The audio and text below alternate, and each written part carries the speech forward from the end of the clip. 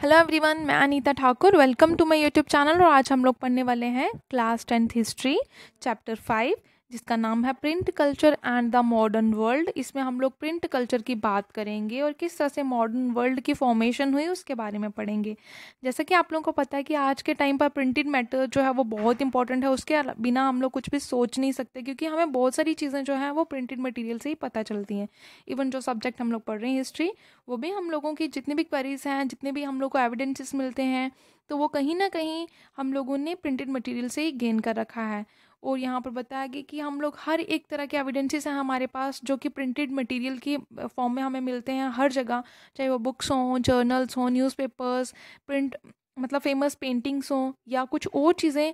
जैसे थिएटर्स में हम लोग बहुत सारे प्रोग्राम्स देखते हैं, ऑफिशियल सर्कुलर्स होते हैं, कैलेंडर्स हो गई, डायरीज हो गई। ये हम लोग डेली रूटीन में ना इन चीज़ों के बारे में देखते हैं, सुनते हैं, just because of printing culture. ठीक है। और उसके बाद सिनेमा के बाहर जो पोस्टर्स लगे होते हैं स्ट्रीट कॉर्नर्स में, ठीक है, तो ये सब चीज़ें जो हैं वो प्रिंट कल्चर को ही डिपिक्ट करती हैं कि हाँ, इस तरह की मतलब रिफ्लेक्शन आप लोगों को पोस्टर में बस एक थीम बताई गई होती है, या फिर हम लोग बोल सकते हैं कि एक टाइटल दिया गया होता है, जिससे हम लोग क्या कर सकते हैं, आने वाले पूरे लेसन चैप्टर या किसी सिनेमा के बारे में हम लोगों को लिटिल बिट जो है वो नॉलेज प्रोवाइड हो जाती है। ठीक है। तो जैसा कि हम प्रिंट लिटरेचर को जब से हम लोगों ने रीड करना शुरू किया, हम लोगों को इमेजेस प्रिंटेड मिलना शुरू हो गई। उसके बाद न्यूज़पेपर्स भी मिलना शुरू हो गए हमें, और इवन की पब्लिक डिबेट्स जो होती थी वो भी अब प्रिंटेड मटेरियल में हमारे सामने आना स्टार्ट हो गई। तो उसके बाद हम लोगों ने देखा कि वर्ल्ड जो था उसमें प्रिंटेड कल्चर का एक बहुत इंपॉर्टेंट रोल देखने को मिला, जिसकी वजह से हम लोग ये बोल सकते हैं कि फ्रेंच रेवोल्यूशन भी हुआ था, जो कि पहले ऐसा नहीं हुआ करता था। लोग इजीली हर एक चीज़ को भूल जाते थे। अब वही जो चीज़ें पास्ट में हुई, उन्हीं चीज़ों को उन्होंने पेपर्स में उतार दिया, जिसकी वजह से वो आज हमारी हिस्ट्री बन गई है ना। उसके बाद जब हम लोग खुद को हिस्ट्री के बारे में बताने की कोशिश करते, तो हिस्ट्री जो है वो खुद को रिवाइज करते। तो रिवाइज तो तभी होगा ना जब हम लोगों ने कोई भी चीज़ जो है वो प्रिंटेड मटेरियल में रखा होगा, मतलब रिटन फॉर्म में रखा होगा। तो सबसे बड़ी बात है कि what is this history, history क्या है ना। जब हम लोग प्रिंटेड लिटरेचर की बात करते हैं, वो किस तरह से सर्कुलेट हुआ, उसको किसने लिखा, कब स्टार्ट हुआ, ये सब चीज़ें जब हम लोग पढ़ेंगे तो कहीं ना कहीं प्रिंट कल्चर की बात आएगी। तो जब प्रिंट कल्चर होगा, दैट मीन्स कि हिस्ट्री होगी, हिस्ट्री होगी तो मॉडर्न वर्ल्ड भी आएगा ऑब्वियसली, है ना।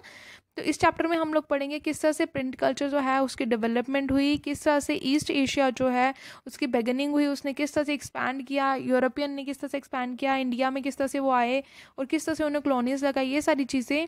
और इस चैप्टर को पढ़ने के बाद आप लोगों को ये पता चल जाएगा कि टेक्नोलॉजी किस तरह से स्प्रेड हुई और किस तरह से हमारी जो सोशल लाइव्स हैं, हमारा कल्चर जो है वो प्रिंट कल्चर के आने से किस तरह से टोटली चेंज हो गया।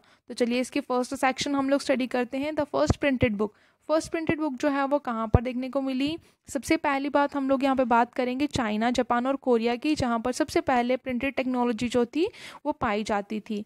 वहाँ पर हैंड प्रिंटिंग सिस्टम जो था वो मतलब चलता था, हाथों के द्वारा लिखा जाता था। और 594 एडी से लेकर अब तक का जो टाइम पीरियड है, चाइना की जो बुक्स थी वो रबिंग पेपर पर बनाई जाती, मतलब एक चिकने पेपर, मुलायम पेपर पर बनाई जाती, जो कि इन्वेंटेड देयर, वो वहीं पर ही बनाया गया था, उसको इन्वेंट किया गया था। और क्या किया जाता, वुडन ब्लॉक्स जो होते थे जिसको हम लोग ठप्पा बोलते हैं, उसको क्या किया जाता, इंक की सरफेस के साथ टच किया जाता और उसके साथ वो मतलब पेपर पर लिखा जाता। उसके दोनों साइड जो थी वो थिन हुआ करती थी, वो बहुत ही पोरस शीट होती थी, उस पर प्रिंट नहीं हो सकता था, क्योंकि वो बहुत ज़्यादा मतलब हम लोग बोल सकते हैं कि मतलब इजीली फट सकती थी वो। ठीक है। और ट्रेडिशनल चाइनीज़ जो थे वो उसको एकॉर्डियन बुक के नाम से जानते थे, क्योंकि उसको फोल्ड करके रखा जाता था या फिर उसको स्टिच कर जाता दिया जाता था एक साइड से। जस्ट लाइक हम लोग ना ये जो छोटे कार्ड्स बनाते हैं, लाइक टीचर्स डे पे बना दिए या दिवाली सेलिब्रेशन पे हम लोग कार्ड्स एक दूसरे को डिस्ट्रीब्यूट करते हैं ना, फोल्डिंग कार्ड्स, सेम वैसे एकॉर्डियन बुक्स हुआ करती थी उनकी। उसके बाद यहाँ पर बताया गया वहाँ पर क्राफ्ट्समैन होते थे जो कि बहुत ही स्किल्ड हुआ करते थे, उन्होंने डुप्लीकेट चीज़ें बनाना शुरू कर दी और रिमार्केबल एक्यूरेसी भी वहाँ पर हो सकती थी। साथ ही साथ वहाँ पर ब्यूटी ऑफ कैलीग्राफी जो थी, कैलीग्राफी मतलब क्या होता है कि हम लोग ना राइटिंग को एक मॉडिफाई वे में लिख सकते हैं, या फिर सिंपल सी बात आती है यहाँ पर उसको ब्यूटीफाई किया जाता है, एक अदर स्टाइल में लिखा जा सकता है। अब यहाँ पर बताया गया है कि जब इम्पीरियल स्टेट चाइना में वर्क कर रही थी, बहुत लंबे समय तक वहाँ पर थी वो, तो जो मेजर प्रोड्यूसर्स थे, जो मेजर मतलब हम लोग बोल सकते हैं पब्लिशर्स थे, जो प्रिंटेड मटेरियल को पब्लिश कर रहे थे, तो वो इतने ज़्यादा ना मतलब हम लोग बोल सकते हैं डेवलप्ड नहीं थे। चाइना ने क्या किया, बहुत ज़्यादा ब्यूरोक्रेटिक सिस्टम जो था वो उसको इस्टेब्लिश कर रखा था। उस टाइम पर चाइना में सिविल सर्विसेज जो एग्जामिनेशन होते थे, CSCs के जो एग्ज़ाम्स होते थे, उनके लिए रिक्रूटमेंट के लिए उनको बुक्स की ज़रूरत होती, मतलब रिटर्न मटेरियल्स की ज़रूरत होती। टेक्स्ट बुक्स जो थी एग्जामिनेशन के लिए बहुत इंपॉर्टेंट होती, क्योंकि उसमें ही बहुत ज़्यादा नंबरिंग में, मतलब हम लोग ये बोल सकते हैं कि इम्पीरियल स्टेट ने ना सेंसरशिप लगा रखी थी कि सिर्फ और सिर्फ जो इम्पीरियल स्टेट है उसके मतलब उसकी प्रेज में ही आप लोग कुछ भी लिख सकते हो, उसके अगेंस्ट आप कुछ नहीं लिख सकते हो।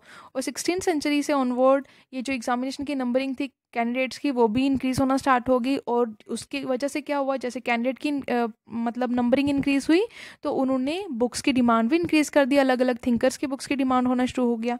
17th सेंचुरी में देखा गया अब जो अर्बन कल्चर था चाइना में वो भी बूम होना स्टार्ट हो गया, दैट मीन्स वो भी इंक्रीज़ हो गया। अब प्रिंट कल्चर जो था उसको अलग अलग जगह में अलग अलग डिफरेंट साइट्स पर यूज़ करना स्टार्ट कर दिया गया। प्रिंट जो था सिर्फ स्कॉलर्स या ऑफिशियल्स तक ही लिमिटेड नहीं था, वो अब कहाँ तक पहुँच चुका था, हर किसी की एवरीडे लाइफ में, हर किसी की लाइफ में उसका बहुत इंपॉर्टेंट रोल था, जो कि क्या करते, ट्रेड रिलेटेड इन्फॉर्मेशन को गैदर करते। रीडिंग की जो थी, रीडिंग एक लेज़र एक्टिविटी बन चुका था, जब फ्री टाइम पे लोग उसे पढ़ते और अपने आप को एक हैप्पीनेस प्रोवाइड कर सकते थे, तो वो एक लेज़र एक्टिविटी बन चुका था रीडिंग, ठीक है। अब रीडरशिप जो थे, मतलब जो पढ़ने वाले थे, वो फिक्शनल नरेटिव्स भी होते, पोइट्री भी होती, ऑटोबायोग्राफीज भी होती, एंथोलॉजीज ऑफ लिटरेरी मास्टरपीस भी होते, रोमांटिक प्लेस भी होते, मतलब जहाँ पर उनको ग्रुप में पढ़ाया जाता। जैसे पहले टीचर्स जो थे वो एक ही टीचर के पास टेक्स्ट बुक हुआ करती थी और बाकी वाले जो स्टूडेंट्स होते थे उनके पास टेक्स्ट बुक्स नहीं होती थी, जो टीचर डिक्टेट करवाता वो वही सुनते थे और वही समझते थे, ठीक है। उसके बाद जो रिच वुमन थी उन्होंने क्या करना शुरू कर दिया, पढ़ना शुरू कर दिया। बहुत सारी वुमेन जो थी उन्होंने पब्लिश करना शुरू कर दिया, पोइट्रीज लिखती, वो प्लेज लिखती।